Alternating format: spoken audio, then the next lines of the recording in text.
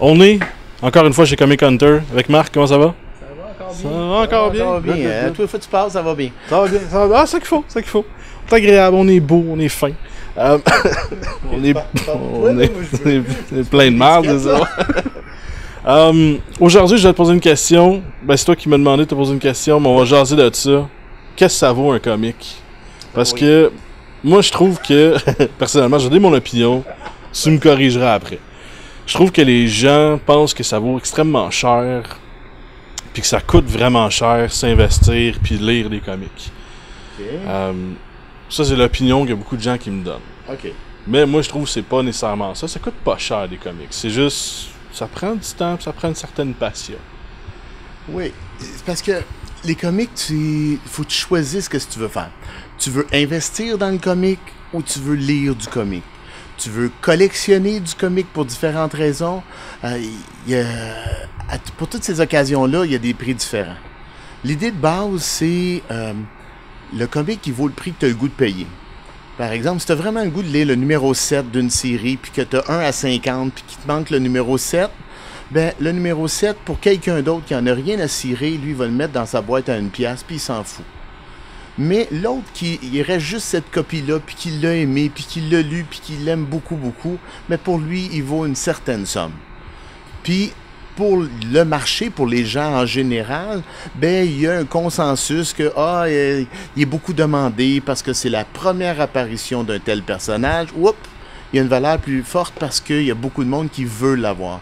Donc, la valeur du comic est très, très relative. Mais en partant, c'est toi, ça vaut quoi? Si toi, tu te dis, moi, je serais prêt à payer 10$ mon comic, ben, il vaut 10$, même si ailleurs ils disent qu'il en vaut 4$, mais cette personne-là, ben, il vaut 10$, ça va être cool. Mais au bout de la ligne, tu choisis comment tu collectionnes, tu choisis qu'est-ce que tu veux, puis tu choisis tes prix. Ça va arriver souvent que je vais regarder dans un guide, puis dans le guide, tu dis, tel comic, il vaut 3,25$ parce que c'était le prix qui est sorti. Sauf que moi, je le mettais à 50$ en magasin parce que j'ai plein de monde qui le voulait. Parce que quand je le mettais à 10$, il partait, à 20$, il s'en allait, à 30$, il partait, à 40$. Fait que, dans le fond, sa valeur était plus haute que ce que les guides disaient. Puis, d'autre part, tu as l'inverse. Tu as des guides qui disent, ce vieux comic-là de Roy Rogers là, que mon grand-père aimait, là, ça vaut 200$. Mais les gens qui lisent ça sont morts. Les gens qui lisent ça, ils en veulent plus. Fait qu'ils vaut plus 200$. Puis en plus, ils ont leur collection qu'ils ont donné à leur fils, le petit-fils, qui lui en a rien à cirer, qui veut se débarrasser. Fait qu'il y a des collections out there un peu partout de ces comics-là. Venez pas me faire croire qu'il vaut le prix marqué au guide. Oui, surtout s'il y en a un petit peu partout, personne ne les lit. C'est ça, fait que la valeur des affaires, c'est assez relatif. L'autre affaire, c'est les années 80-90, par exemple. Tout le monde dans les années 80-90 ont acheté des tonnes de comics puis des tonnes de copies. C'est eux autres qui ont inventé. Tu sais, des tonnes de copies, ben, ça a été inventé là dans les comics. Le monde, moi le premier, on achetait 25 copies de tel cover. Parce que, wow, lui, il va valoir cher, il brille. Ben moi, ce que je dis au monde, c'est tout ce qui brille, il y a des chances à valer rien. Parce que le poisson qu'il avait à pogner, ils l'ont pogné quand il est sorti. Fait que le gars, il est pogné avec 25 copies, personne n'en veut. C'était une histoire poche. On l'a acheté parce qu'il brillait.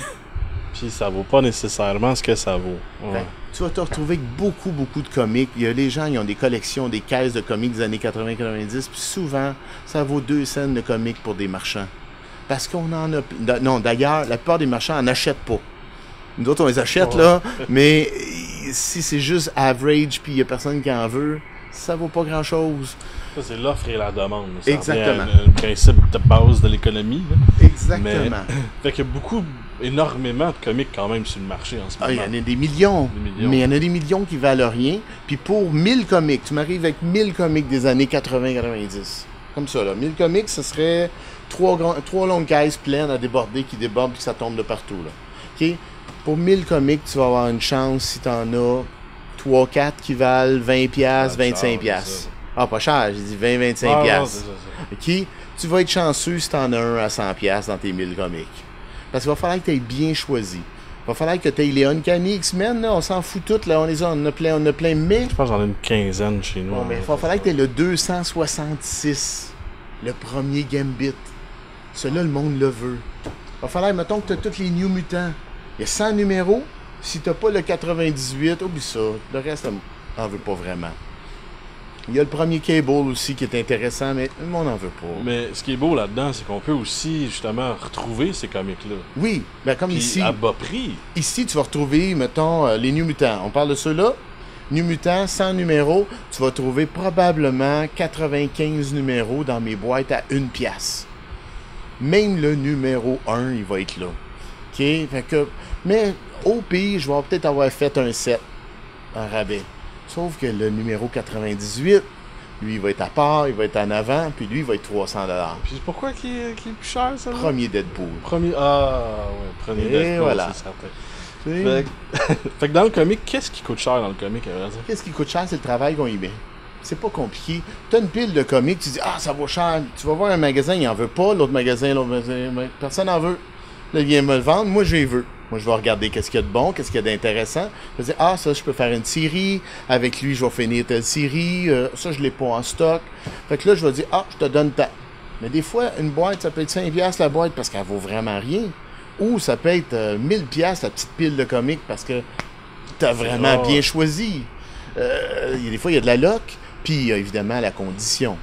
C'est sûr que des comics, normalement, ça se garde dans une petite enveloppe avec un carton en arrière. Des petites enveloppes, puis comme ça, avec ça, là, ils sont bien beaux. Puis, le monde sont bien... La valeur est exponentielle.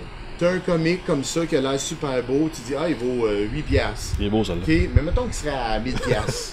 Mais si tu fais une petite ligne ici, là, juste une petite ligne blanche là, parce qu'elle a été pliée, ben il est peut-être rendu à. Le gars qui était prêt. Tu descendrais de 1000, tu fais une petite ligne blanche, tu descends de.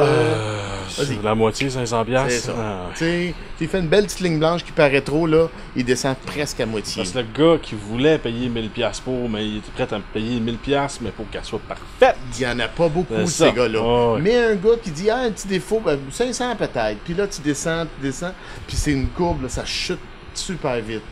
Mais les gens qui ont la collection à la maison, ils n'ont pas évalué tout ça. Fait que là, ils arrivent, là, ils font, ils sont super beaux mes comics. Puis là, je fais 1, 2, 3, 4, 5, 6, 7. Puis je le fais juste en touchant les doigts, puis je le vois, je le sens. Fait que la valeur est beaucoup dans le travail. Si tu prends le temps d'ébaguer, mettre les boards, de les classer. Vous avez vu un peu la dernière fois, là.